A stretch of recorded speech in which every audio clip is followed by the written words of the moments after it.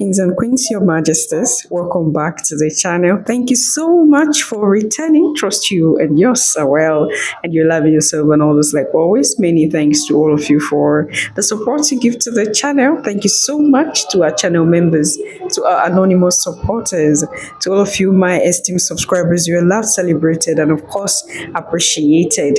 Now, I stumbled upon something just now, and I said, okay, I have to show this to you, Your Majesty. We are all aware that ECOWAS have a new chairperson or president, whatever you call him, and he's the president of Sierra Leone, Julius Madabio. And recently, we also that he said he has been saddled with the responsibility of bringing back the Sahel countries to ECOWAS. Of course, we are all aware that the Sahel is no more with ECOWAS. They have officially created the Alliance of the Sahel State. Prior to the former chairperson stepping down, he had transferred this responsibility of bringing back the Sahel countries to ECOWAS to this very man, Julius Madabio.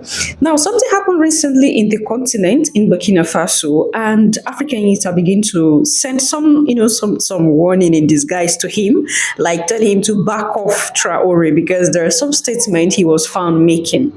And what's happened? Burkina Faso was banned by FIFA. Okay, there is no official match played in Burkina Faso since 2022 because of the state which their stadium was.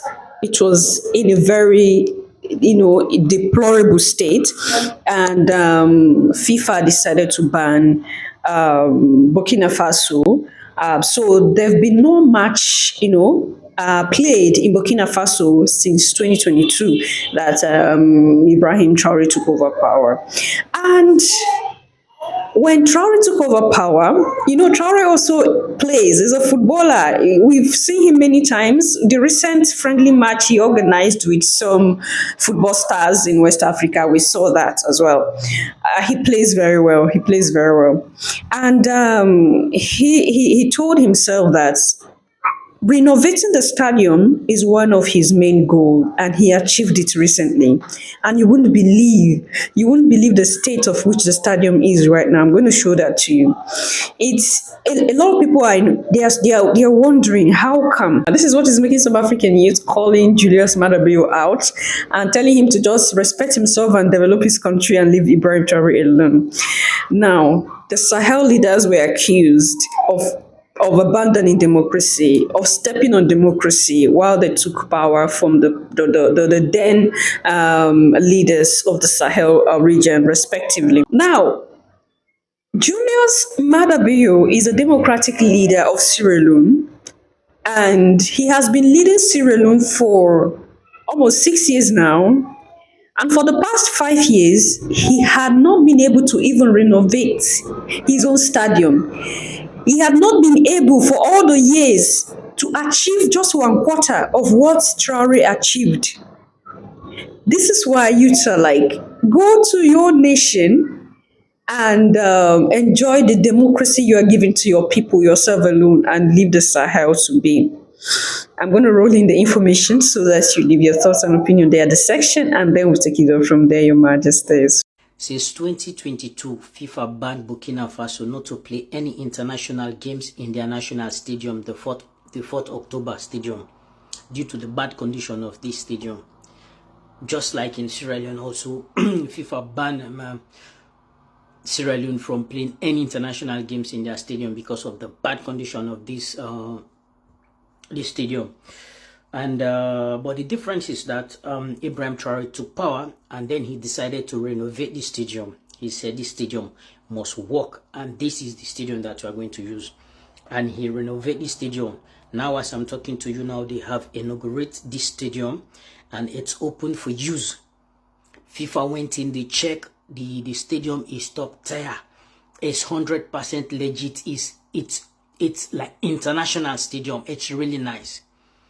And then in Sierra Leone, we have this democratic president, Julius Madabio, and he's now the chairman of ECOWAS, who want to bring democracy in Burkina Faso. He has been in power like 7 to 8 years now. Then he hasn't renovated the stadium in Sierra Leone. Up till date, Sierra Leone cannot play international match in Sierra Leone because of the bad condition of the stadium. And Ibrahim Traore, just 2 years, he has made that stadium, you know, into international, into the top tier league. And this man wants to bring democracy into Burkina Faso. I cannot laugh more. You know, this is crazy. And also TikTok, they take down many of my videos this past days when I try to upload them. I don't know. TikTok has been getting some problem that we don't understand now. You know, there are certain critical videos you put on the social media, they will just take it down. You know, even if you appeal, they will just reject it because I done nothing wrong. You know, it's just like, you know, the good information does it and they take it down. So tell me what you think about the stadium, and my president Julius Madabio, shout out to you. But do try to focus on Sierra Leone. Don't concentrate on you know, the areas. These people are far ahead. You guys are not seeing the same side. You are not in the same direction. So yeah, tell me what you think and leave something in the comment section. I would say it's not a match, it's a message for ourselves and for Africa as well. They came to show their support.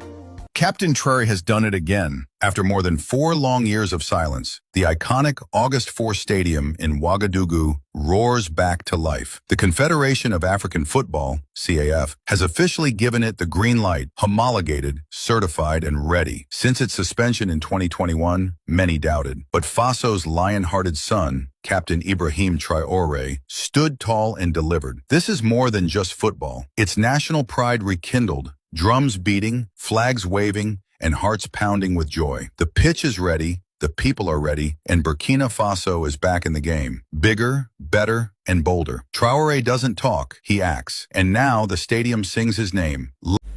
Our country has long been in a very complicated system. Most of you who are young like me, we were born into this system. But that's not what can allow Burkina to thrive. Because in this situation, there are only 2 cases. Either we accept to fight, or we remain slaves forever. I told you once, there are those who are slaves in their minds. They can only serve their master. And those people try every time to manipulate you. You must advise each other.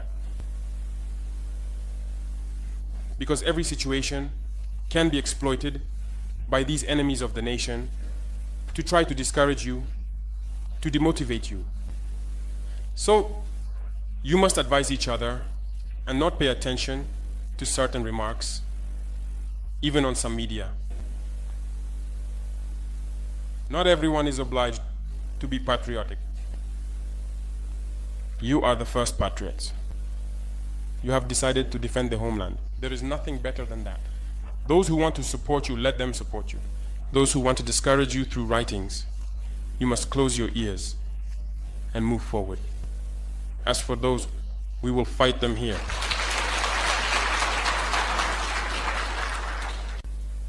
So, we must remember something. Recently, there is a so-called NGO. It's not even an NGO. Because NGO stands for non-governmental organization. They are not non-governmental because they are funded by a federal budget, by a state. This so-called NGO produces reports claiming that the FDS and the VDP commit abuses. It went in here, it came out there. It's to tarnish your morale. It's to scare you, to prevent you from being able to fight. No. Moreover, we are going to file a complaint against this NGO because people need to understand something. What is happening to us here? It's true that they have manipulated part of our populations in the Sahel here, but they didn't have that kind of weaponry. What brought such significant weaponry into their ranks? It's Libya. Who destroyed Libya? It's this NGO, the same NGO that made false reports, and gave them to those who wanted to create a rebellion so that people would intervene and overthrow Gaddafi. And the powder keg ended up being poured into the Sahel. These millions of lives that have been taken in the Sahel, we must file a complaint against this NGO because it is responsible for these false reports it made to support this thesis of attacking Libya. They have no moral lessons to give us. Look at the world. Let them go defend human rights all over the world first before coming here. We are fortunate to have similar situations. In this world, you voluntarily committed yourselves. There are countries where people are forcibly taken, killed. You leave or you die. Others, even while trying to flee, end up dying. They don't talk about human rights because these people see us as subhumans. They see us as slaves. That's how it is in their minds. They have never changed their mindset, but it's up to us to show them that we are not slaves and we will never accept this state of affairs. So don't be fooled by the stories. They tell to anyone who will listen. You must stay focused on your fight. Stay focused. We know what we are doing. And even now, the VTP commander told me that there is a human rights training session underway for group leaders and their deputies. If we make efforts, we know it's for ourselves. We no longer do things to please someone else. We do it for our homeland. And you are committed to that. Defend your homeland.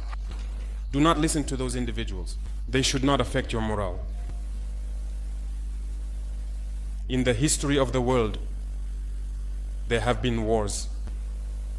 And during the Second World War, people organized themselves to defend all over the place.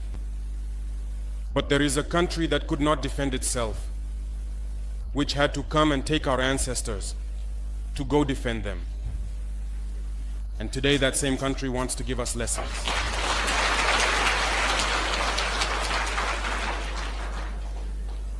The pot calling the kettle black. No. You are the descendants of those same ancestors who went to defend others, who liberated the world from Nazism. Today you are fighting for your lands.